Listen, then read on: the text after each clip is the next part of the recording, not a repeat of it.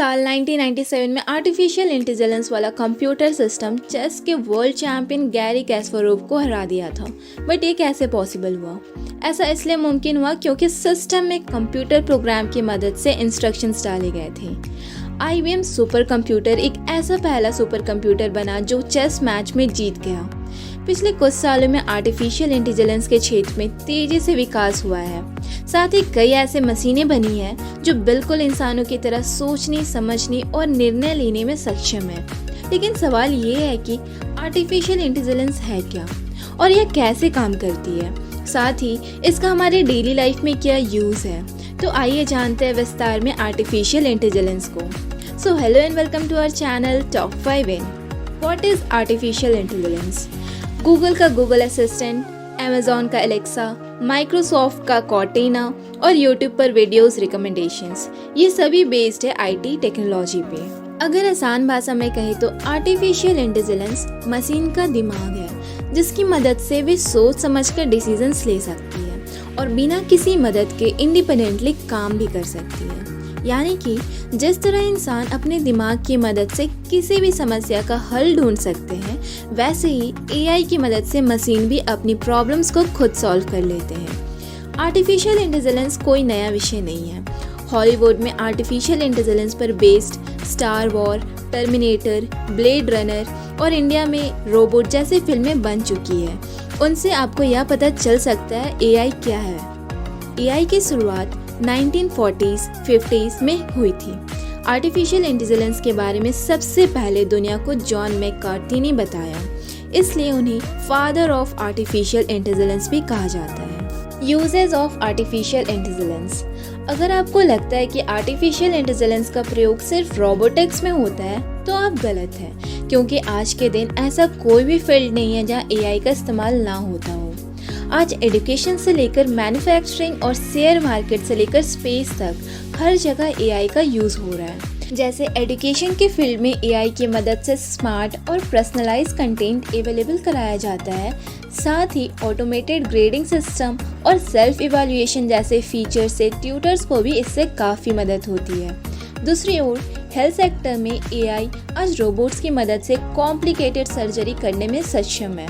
उसी तरह finance sector में दुनिया भर की रिपोर्ट्स और एनालिसिस होती है जिसमें काफ़ी वक्त जाया होता है। इसलिए डेटा एनालिसिस और पर्सनलाइज्ड रिपोर्ट्स तैयार करने में AI का यूज़ किया जाता है। पर्टिकुलरली ऑटोमेशन और प्रेडिक्टिव एनालिसिस में AI की सबसे ज़्यादा ज़रूरत पड़ती है। बड़े बड़े बैंक्स और फाइनेंशियल इंस्टीट्यूशंस AI की हेल्प से कस्टमर का नया अकाउंट खोलने और फीडबैक लेने जैसे काम को आसान बना देती है।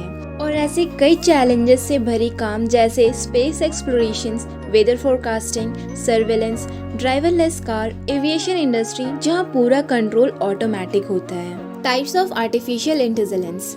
कैपेबिलिटीज के अकॉर्डिंग AI को दो पार्ट्स में बांटा जाता है, वीक AI और स्ट्रॉन्ग AI। वीक AI को नैरो AI भी कहते हैं क्योंकि यह केवल एक डेडिकेटेड टास्क को इंटेलिजेंस के साथ कर सकता है। फॉर एग्जाम्पल, अगर टेस्ला कार US के रोड में ट्रेंड की गई है तो इंडिया की रोड्स पर उनकी परफॉर्मेंस उतनी अच्छी नहीं होगी और इसमें इंडिया के अकॉर्डिंग डेटा डालना पड़ेगा। Presently, narrow AI is the most common AI used for specific tasks. Weak AI, speech recognition, image recognition में भी यूज होती है। दूसरी ओर स्ट्रॉन्ग आर्टिफिशियल इंटेलिजेंस जो जनरल AI के नाम से भी जाना जाता है, क्योंकि इस प्रकार के AI किसी भी इंटेलेक्चुअल टास्क को मानव की तरह कुशलता से कर सकती है। जनरल AI बेसिकली बहुत सारे काम कर सकती है। जैसे ह्यूमंस का इंटेलिजेंस का एग्जाम्पल ले तो वह खाना पकाना, पढ़ना, खेलना सभी काम कर सकते हैं। प्रेजेंटली ऐसी कोई भी सिस्टम मौजूद नहीं है जो स्ट्रॉन्ग AI के अंतर्गत आ सके और किसी भी काम को ह्यूमन की तरह पूरा कर सके। हालांकि दुनिया के कुछ लोग इस पर बहुत तेजी के साथ काम कर रहे हैं। Scope of artificial intelligence. 2019 में आर्टिफिशियल इंटेलिजेंस का world wide market size $30 billion का था। इंटरेस्टिंगली 7-8 साल के बाद ये मार्केट साइज 90 गुना हो जाएगा, यानी $270 बिलियन। यही नहीं दोस्तों, 2030 तक बहुत सारी फील्ड AI ड्रिवन होने वाली है, जैसे ट्रांसपोर्टेशन और लॉजिस्टिक, साइबर सिक्योरिटी, वॉरफेयर, तो आने वाली टाइम में एआई की डिमांड बढ़ने ही वाली है। According to a report by Livemint, average salary of AI professional in India is 14 lakh per annum.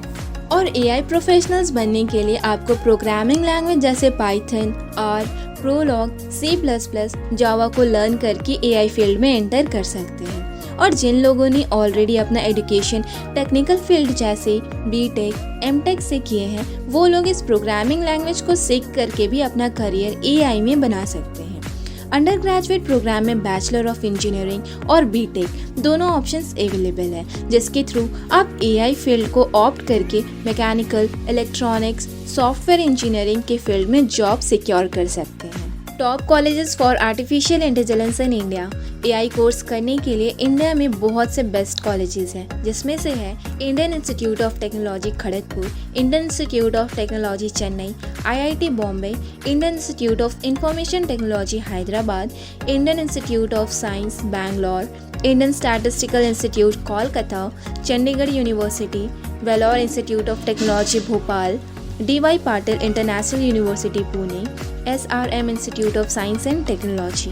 Pros and cons of artificial intelligence. अगर आज के हिसाब से देखें तो आर्टिफिशियल इंटेलिजेंस का फ्यूचर ब्राइट नज़र आता है, क्योंकि धीरे धीरे हम मशीन पर डिपेंडेंट होते जा रहे हैं। जैसे हेवी डेटा टास्क को आर्टिफिशियल इंटेलिजेंस कम समय में ही पूरा कर लेती है। 24 घंटा एआई अवेलेबल रहती है। एआई ह्यूमन एरर को कम भी करता है, साथ ही रिजल्ट भी जल्दी मिल जाती है।